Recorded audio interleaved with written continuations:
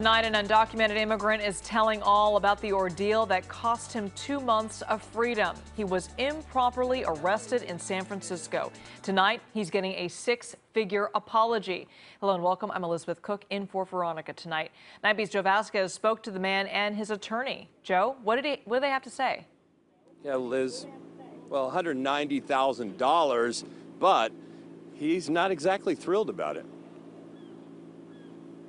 Es injusto. It was an injustice, says Pedro Figueroa, an undocumented immigrant from El Salvador who's about to receive a settlement from the city for $190,000. Los daños, ni aunque así te den una cierta cantidad de dinero.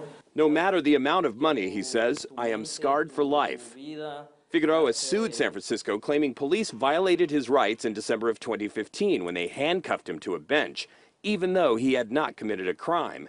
Then he says they walked him out into an alley, took off the handcuffs, and handed him over to ICE, the federal immigration agency. The city attorney agreed that that was a violation of the city sanctuary ordinance and agreed to pay Figueroa a hefty check. Not everyone agrees with the decision. It's an insult to the taxpayers of San Francisco, of which I am one. Our money should not be used for that. Mayor Ed Lee defends the settlement. How much is your rights worth? How wrong is it to correct the perception with a whole slew of immigrants who said, God, if that could happen to him, I'm not going to walk the streets. I'm not going to go to school. I'm not going to see my doctor. What does that all cost? Figueroa had only gone to the police station to recover his stolen car. According to his lawsuit, police discovered he had a federal deportation order, which is a civil offense, not a crime. Still, he spent 2 months in federal detention, during which time the construction worker's car was auctioned off. Me trataron mal.